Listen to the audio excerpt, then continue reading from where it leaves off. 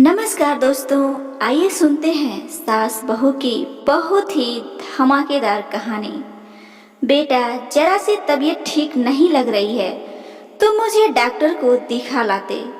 अब तो हाथ पैर भी ठीक से काम नहीं करते हैं, शरीर में भी ढीलापन सा रहता है, रमा जी ने अपने बेटे अनिकेत से कहा। लेकिन अनिकेत तो अपने ऑफिस के काम में लगा था और लैपटॉप पर नजरें गड़ाए हुए था। अपनी माँ की बात सुनकर भी वो सुन नहीं रहा था। 5 मिनट तक रमा जी उसकी ओर आशा भरी दृष्टि से देखती रही, पर उसने कोई जवाब नहीं दिया। तभी अंदर से अनिकेत की पत्नी कोमल बाहर आती है। ओह, आप फिर से बाहर आ गईं? आप अपने कमरे में अच्छे से बैठ नहीं सकती हैं क्या? बार बार आकर इन्हें परेशान करना जरूरी है क्या? यूँ तो कहेंगे कि हाथ पैर में दर्द है, लेकिन दिन भर घर में घूमती रहेंगी। अब ये ऑफिस का काम करेंगे या आपकी सेवा में बैठे रहेंगे? ससुर जी तो हमारे लिए कोई खजाना नहीं छोड़ कर गए। अब इनकी कमाई से ही घर चलता है, तो इन्हें चैन से काम करने दीजिए। कोमल का गुस्सा देखकर रमा जी अंदर अपने कमरे में आकर लेट गईं। अब दर्द के मारे नींद भी नहीं आती है। एक तो दर्द, उस पर से बुढ़ापे का शरीर। नींद आंखों से गायब हो रही थी। अनिकेत सुबह भी जल्दीबाजी में रहता है और शाम को आते ही लैपटॉप लेकर बैठ जाता है। आखिर अपनी पीड़ा किससे कहूँ? जब बेटे को ही फुर्सत नहीं है तो बहू से क्या उम्मीद करूं? रमा जी की आंखों के कोरे गीले हो गए। बेटा तो अपने ऑफिस, घर और बच्चों की दुनिया में ही व्यस्त रहता था। माँ तो उसकी दुनिया में आती ही नहीं थी। अगली सुबह रमा जी बिस्तर से नहीं उठी, दर्द से कराहती रहीं। सुबह के 10 बज गए, पर किसी ने चाय पानी का भी नहीं पूछा। आज तो रविवार था, सभी देर तक सोते थे, पर 8 बजे तक तो उठ ही जाते थे। रमा जी धीरे धीरे हिम्मत करके उठी और फिर कमरे से बाहर गईं तो देखा अनिकेत अपने बच्चों और पत्नी के साथ समोसे जलेबी का नाश्ता कर रहा था, पर किसी ने उन्हें खाने के लिए पूछा तक नहीं। रमा जी रसोई में गईं और पानी लेने लगी, तो वो भी फ्रिज का पानी था। वो फ्रिज का पानी पीती नहीं है और बोतल के पानी से तो प्यास बुझती ही नहीं है। कितनी बार कहा है गर्मी में मटकी लेकर आ जा ताकि ठंडा पानी पी सकूं, पर बहू को घर में मटकी रखना झंझट का काम लगता है। बुढ़ापे में बेटे बहू ने पानी के लिए भी तरसा दिया है। एक बार उन्हें टोक दिया तो कोमल बोली, मम्मी जी, अगर हमारे साथ रहना है तो अपने ये नखरे छोड़ दीजिए। आजकल सब फ्रिज का ही पानी पीते हैं, फिर मटकी रखो तो पूरे रसोई की शान खराब हो जाएगी। अब पानी ही तो पीना है, और चाहे मटकी का पियो या फ्रिज का, क्या फर्क पड़ता है? वो पानी लेकर बाहर आ गईं और फिर से अनिकेत से बोली, अनिकेत, मुझे डॉक्टर को दिखा दे, तबीयत सही नहीं लग रही है। इतना सुनते ही अनिकेत भड़क गया और गुस्से से चिल्लाने लगा, ये क्या, एक ही रट लगा रखी हैं? आखिर बुढ़ापे का शरीर है, ये छोटे बड़े दर्द तो लगे ही रहते हैं। अब इसका यह मतलब थोड़ी है कि मैं बार बार आपको डॉक्टर के यहाँ ले जाता रहूं। अब डॉक्टर की फीस भी कितनी महंगी है। देखने से पहले तो 100 तरह के टेस्ट लिख देगा, वो कराओ, फिर दुनिया भर की दवाई लिख देगा। अब थोड़ा सहन करना भी सीखो। रमा जी इतना गुस्सा देखकर सहम गईं। फिर बोली, ठीक है बहू, मुझे बादाम और खसखस का दूध बना दे, थोड़ी शरीर में ताकत आ जाएगी। तो चल फिर लूंगी। कोमल ने अजीब सा मुंह बनाया। ए लो, हम तो कभी एक बादाम भी मुंह में नहीं रखते हैं, और बादाम कितनी महंगी आती है। अब इस महंगाई में बच्चों को पढ़ाएं या सारे पैसे आपके दूध और बादाम पर खर्च कर दें। आपकी तो उम्र निकल गई है, पर हमें तो अपनी जिंदगी जीनी है और बच्चों का भी कैरियर बनाना है। ठीक है बहू, तो कुछ खाने को ही दे दो। कोमल अंदर रसोई में गई और रात की बची रोटी और अचार लाकर दे दिया। रमा जी चुपचाप कमरे में आ गई और उसके छोटे छोटे टुकड़े करके उन्हें धीरे धीरे खाने लगी। खाते वक्त उनकी आंखें भर आईं, क्योंकि उन्होंने कभी इस तरह का खाना नहीं खाया था। उनके पति की ठीक ठाक कमाई थी। वो कपड़ों और गहनों से ज्यादा खाने पीने पर खर्च करती थी। उनका मानना था कि अच्छा खाएंगे तो शरीर चलेगा। गहने कपड़े तो रखे रहते हैं, पर शरीर तो हमेशा ही साथ चलता है, तो हमें सदैव अच्छा खाना चाहिए। रमा जी हमेशा रस की सब्जी में रोटियों को चूर कर खाती थी। इनसे उनका पेट अच्छे से भरता था। वो अपने पति और 2 बच्चों के साथ आराम का जीवन जी रही थी। बेटी की शादी के बाद उन्होंने बेटे की शादी की। कोमल यूं तो दिखने में सही लगती थी, पर उसका व्यवहार इतना बुरा होगा वो ये सोच भी नहीं सकती थी। कोमल जब भी बोलती कड़वा ही बोलती थी। वो अपने ससुर जी को भी जवाब दे दिया करती थी। ससुर जी को अचानक लकवे का अटैक आया और वो इस दुनिया से चले गए। अपने पिता की मृत्यु पर बेटी सीमा आई थी और माँ को साथ चलने को कहा था, पर रमा जी ने मना कर दिया, यह कहकर कि जब बेटे बहू हैं तो बेटी के घर नहीं जाऊंगी, अब तो इन्हीं के साथ रहूंगी। रमा जी ने सोचा था कि अपने ससुर जी को खोने के बाद कोमल में कोई बदलाव आएंगे, पर वो तो और भी ज्यादा कड़क हो गई।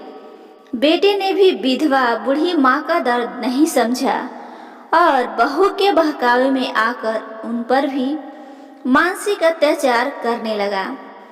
एक दिन रमा जी को भूख लग रही थी और बहू है कि खाने को नहीं दे रही थी। उन्होंने कटोरी में रखा प्रसाद खा लिया। उन्हें प्रसाद खाते देखते ही कोमल गुस्सा होकर बोली, मम्मी जी, आपको शर्म आनी चाहिए। आप तो प्रसाद ही चोरी करके खा रही हैं, तो और भी ना जाने क्या क्या खाती होंगी। मुझे पता ही नहीं था। मैं तो आपको रसोई में ऐसे ही जाने देती थी, पर आज के बाद आप मेरी रसोई में कदम भी नहीं रखोगी और ना ही भगवान के मंदिर में प्रसाद चढ़ाएंगे। इतना अपमानित होने के बाद आज रमा जी फूट फूट कर रोईं। उनसे आजकल भूख सहन नहीं होती थी। हर थोड़ी देर में भूख लगती थी। जब बहू ने देर तक खाने को नहीं दिया तो उन्होंने प्रसाद खा लिया। वो परेशान हो चुकी थीं, लेकिन उन्हें कुछ समझ नहीं आ रहा था, क्योंकि उन्हें तो रहना बेटे बहू के साथ था। कोमल उन्हें रसोई में नहीं जाने देती थी, पर बाहर के सारे काम वो करवाती थी। झाड़ू पोछा और बर्तन के साथ सब्जियां काटना, कपड़े सुखाना और कपड़े समेटना। अब इस उम्र में रमा जी थक जाती थी और उतनी सफाई से काम भी नहीं कर पाती थी। जब वो पूरा काम कर लेती थी तब भी कोमल उन्हें ताने देते रहती थी।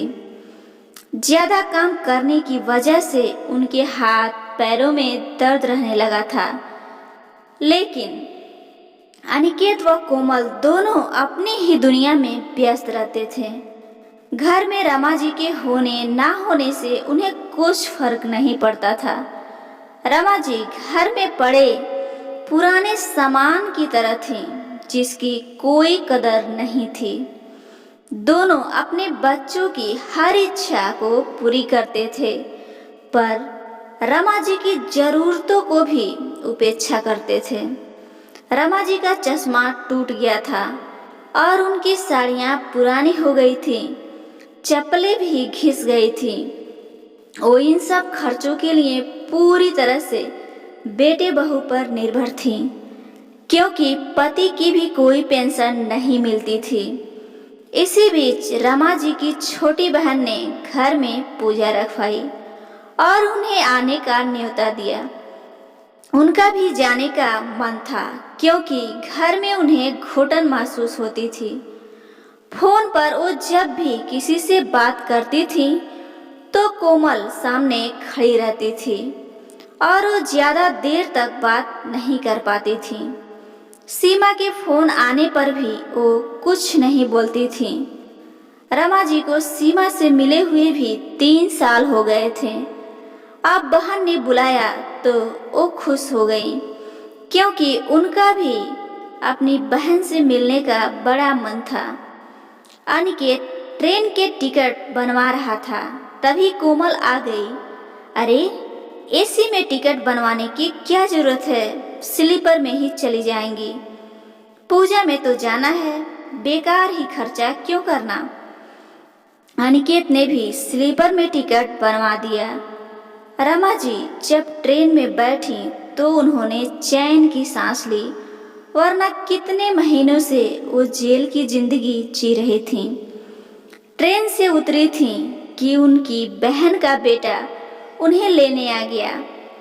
इतना सम्मान पाकर वो बहुत ही खुश हुई। पूजा का घर था और रौनक भी थी।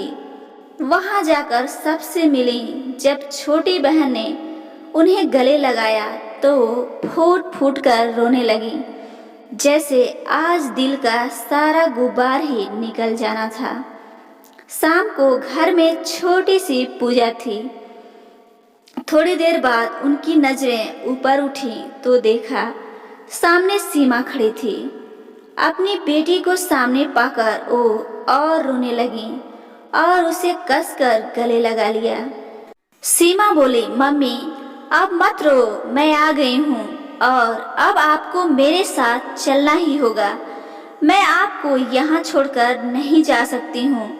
आप मुझसे जब भी बात करती थीं तो पता लग जाता था कि आप खुश नहीं हो, इसलिए मैं आपको लेने आई हूँ।